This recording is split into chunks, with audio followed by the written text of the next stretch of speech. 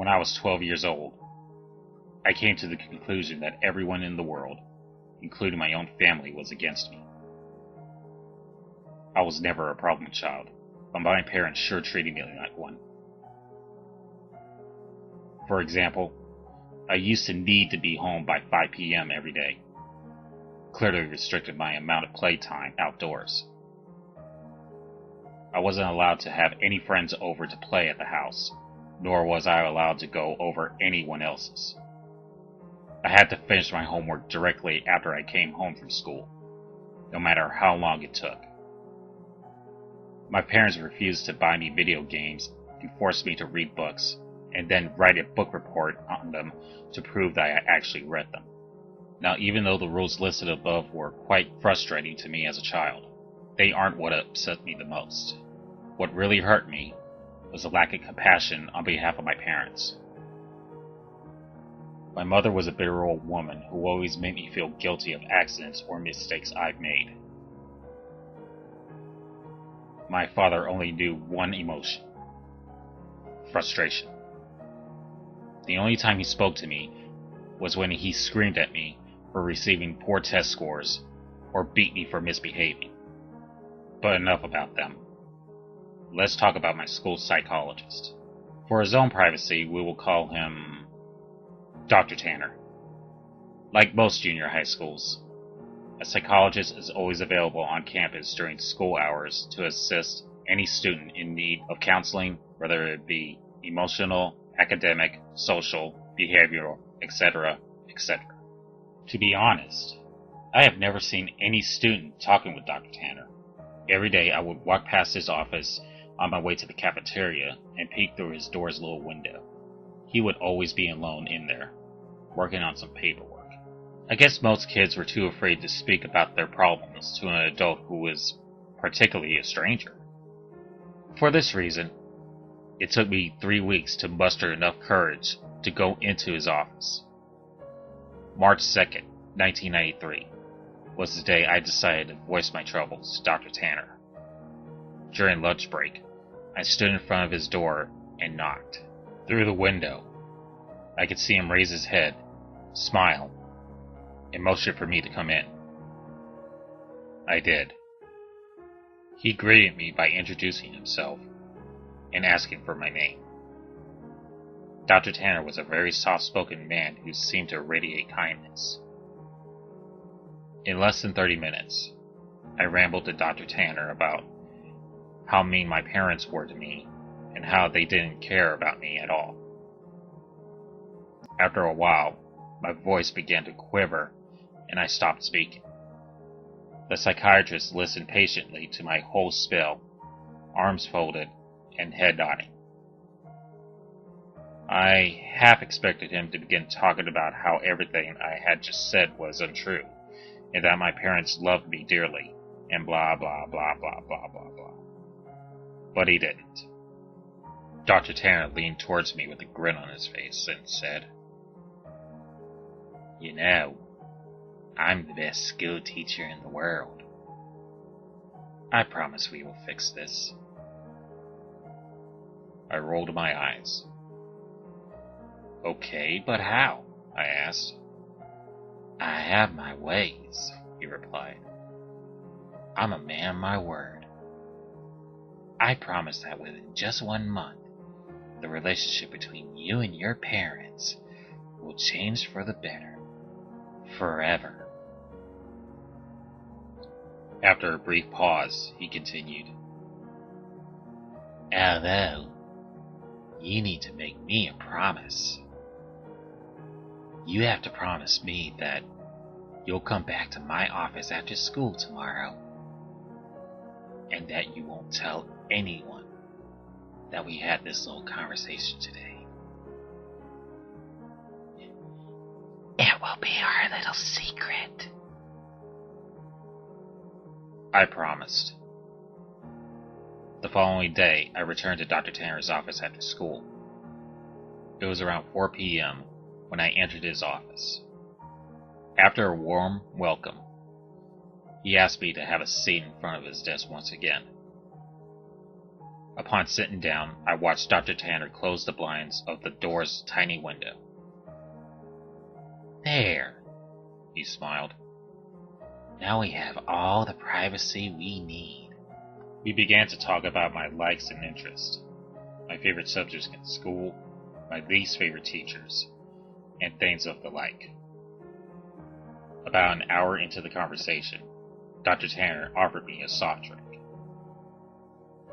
I gladly took the offer, considering my parents never allowed me to drink soda.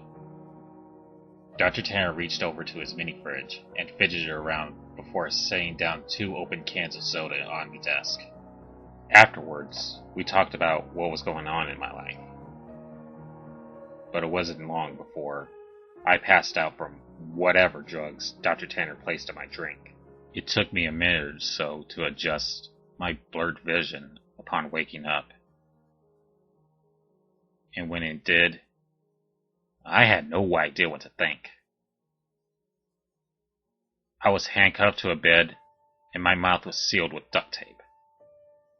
I immediately began to panic, squirming and tugging at the cuffs, but gave up soon after. My eyes widened in disbelief after looking around the room. There were posters of superheroes pinned up along the walls, and photographs of famous athletes on shelves. In the middle of the room was an old television and a Super Nintendo, various game cartridges stacked up alongside it. I didn't know what to think. Here I am in a room filled with items most kids would die to play with. I would have probably cried from joy hadn't I been handcuffed to the bed frame. My stomach sank once again as the door opened, and Dr. Tanner walked inside. He sat down on the edge of the bed. "Now listen," he said. "Remember, I'm here to help you. I will never hurt you, okay?" Dr. Tanner gently removed the tape from my mouth, and then the cuffs from my hands. My first instinct was to begin crying, but something about Dr. Tanner made me feel safe. He smiled at me. "You're going to be staying here for a while," he continued. "And during this time, you're allowed to play with any toys in this room while I'm here at the house. But when I leave the house, I need to cuff one of your hands back to the bed. You can still watch the television, but I want you to only watch the news channels when I'm away." I sat in silence, still trying to process the information he had given me. "So," Dr. Tanner yipped, slapping me on the knee, "you go ahead and knock yourself out. I'll be back when it's time for dinner." He got up from the bed, walked across the room, and clicked the television's power button before locking the door behind him. Several minutes had passed before I realized that Dr. Tanner wasn't joking. All that was left for me to do was boot up the Nintendo and play Mario until nightfall. About 7 p.m., Dr. Tanner returned to the room, carrying 2 plates of mashed potatoes and chicken strips. I finally gathered up the courage to ask him how long I would be staying in the room. "Well, about a month," he replied. "Give or take a few weeks. I just have some work I need to do." The following morning, I woke to Dr. Tanner's hand patting my head. "Hey, bud, you don't have to wake up right now if you don't want. But I'm gonna need to put this back on," he whispered, clamping the cold steel handcuff on my wrist. I gazed at him. He was wearing a collared shirt and slacks, a coat draped over his shoulder, and a suitcase at his side. He looked just how he always did when I saw him around school. Before leaving, he placed the TV's remote next to me and told me to turn it on and watch the news.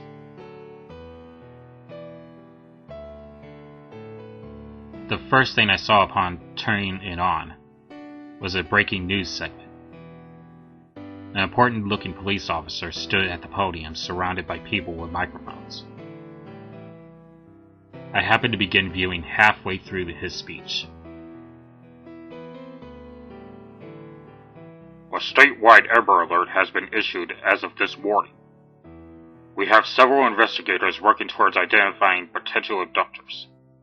But as of right now, there is not much evidence. Faculty members state that the boy had been last seen around 4 or 5 in the evening on... I began to feel nauseous as a photograph of me appeared on the screen. It was my yearbook picture of last year. Captions for the photograph displayed my name, age, my school, and my town. Above my picture were alternating titles: FBI begins search for child, and kidnapping suspect unknown, and potential runaway. The live footage continued, and 2 figures I soon recognized as my mom and dad stepped up to the podium. Both appeared to have reddened eyes. Tears streamed down my mother's face as she took a hold of a microphone. I never seen so much emotion come from my mother before as she wept on live television, stuttering sentences such as, "Please return my baby back to me," and "I'm so sorry," and "Please come home to us." When my father took the microphone, I nearly expected his attitude to be stone cold, but he too had tears in his eyes. He pleaded to the world to bring his son home safely, and lastly, begged for my forgiveness. I know I haven't been the best father, but God damn it, do I wish I'd been now.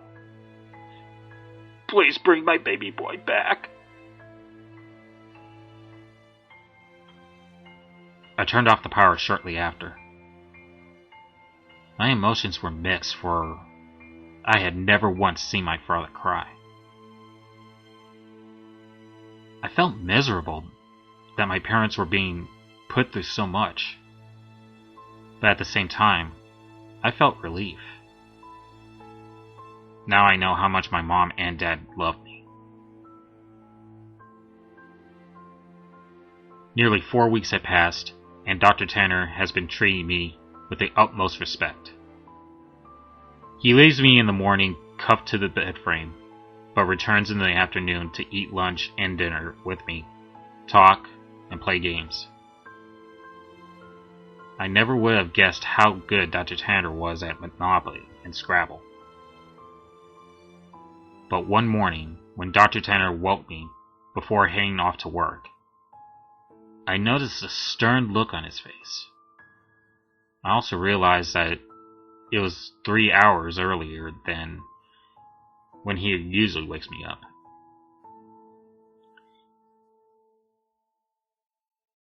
You need to watch the news today. No exceptions. I want you to keep the television on all day and pay close attention to it, he stated grimly. I, of course, complied and watched him exit the room.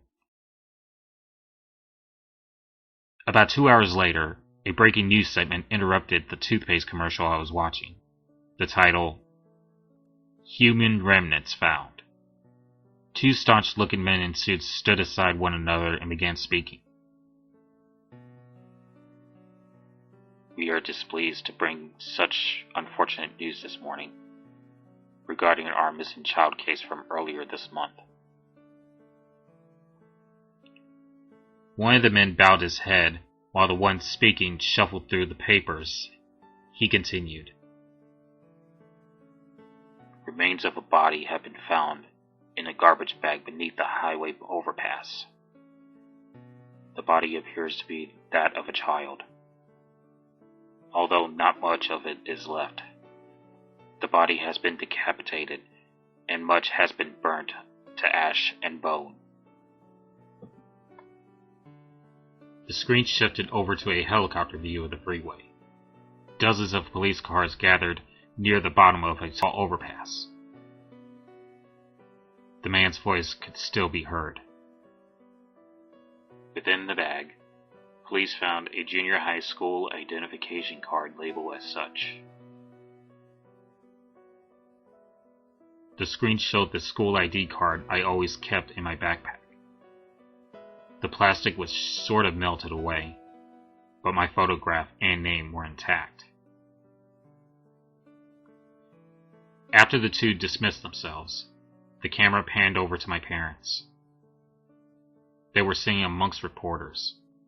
My mother's face held a painful grimace, and my father soaked his head down to his knees. I shut off the television. Dr. Tanner returned home very late. He hurried into my room, unlocked my cuffs, and placed a bottle of fizzy water into my hand. He placed his hands on my shoulders and smiled. "I made you a promise, didn't I?" I nodded, tears squeezing their way out of my eyes. "You need to make a promise again," he whispered.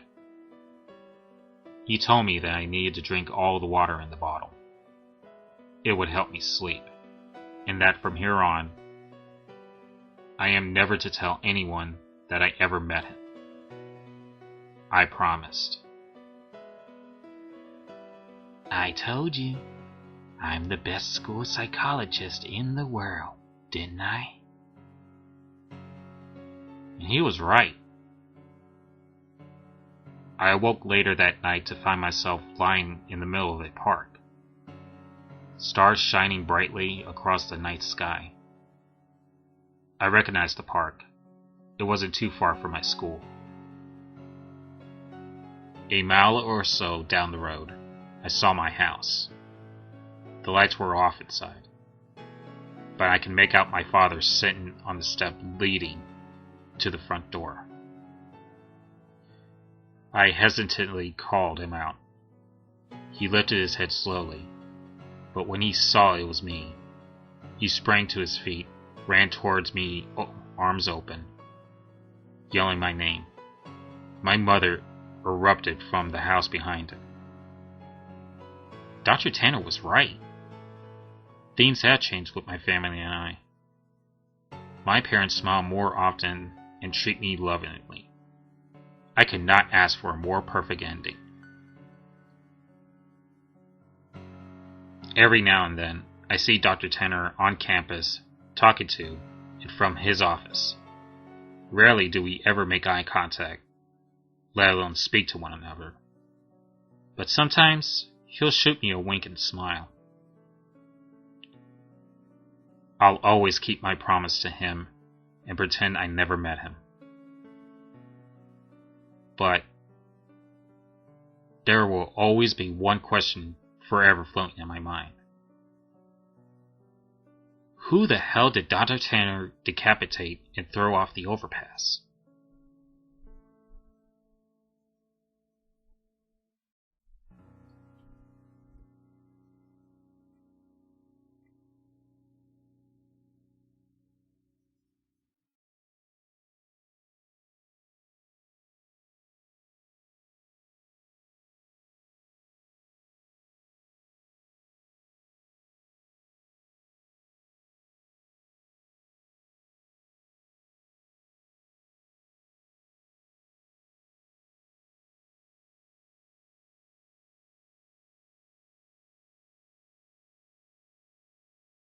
Hey everybody!